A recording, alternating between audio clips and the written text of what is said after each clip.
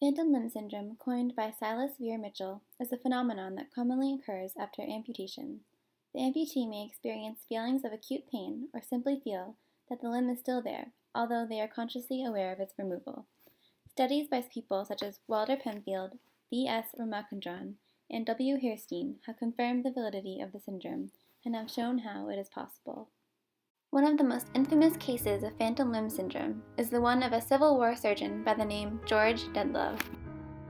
Over the course of 2 encounters with Confederate soldiers, he had to have several amputations. After the amputation of his legs, he awoke to a curious itching sensation on the legs that he thought were still there. His last remaining limb, an arm, was compromised by gangrene. After everything he had been through, he was nothing but a torso. While housed at the aptly named Stump Hospital, he, along with other soldiers, continued to feel sensations in their missing limbs. They even felt pain in specific fingers of the hands they no longer had.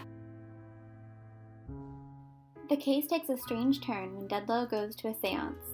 His legs are summoned during it, and he temporarily regains the ability to walk. Although the limbs are not there, he can feel them, and they appear to be very real.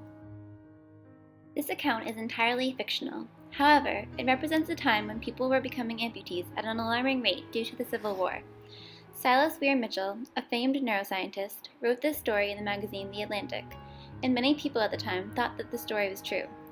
Mitchell was working with limbless people every day and drew attention to the idea of phantom limbs. The impressive details in the story show the groundbreaking research Mitchell had conducted. His theories would become a foundation for the subject. Successor to Mitchell, Penfield spent most of his professional life in Montreal, Canada, where he opened up a renowned neurological institute in 1934. There are many different elements to his work, but one of his primary goals was to find the location of consciousness in the brain. In doing this, he determined the locations of the homunculus and other brain areas by probing people's brains with electricity and seeing the outcome. While probing people's brains, he also discovered new information regarding epilepsy.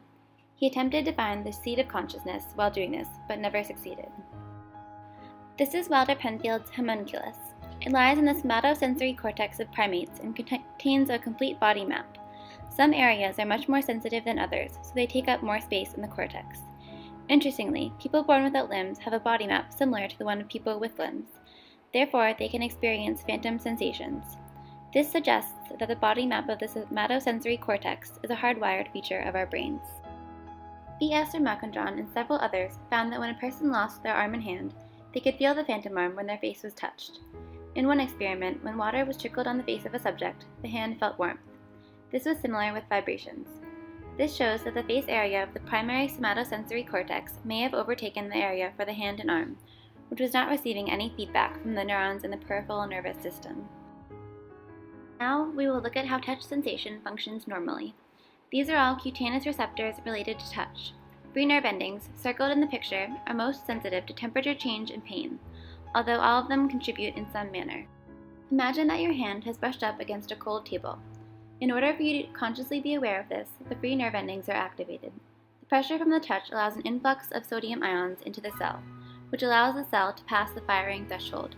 There is an action potential and the message is sent across the synapse to a ganglion cell.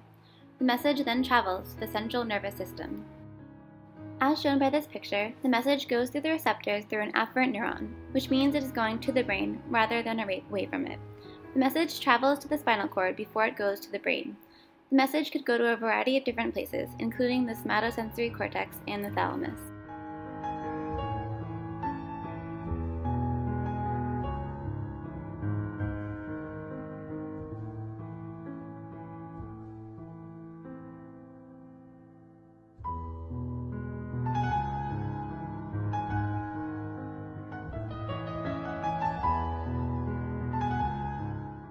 One form of therapy that has been proven to help with phantom pain and sensation is mirror box therapy.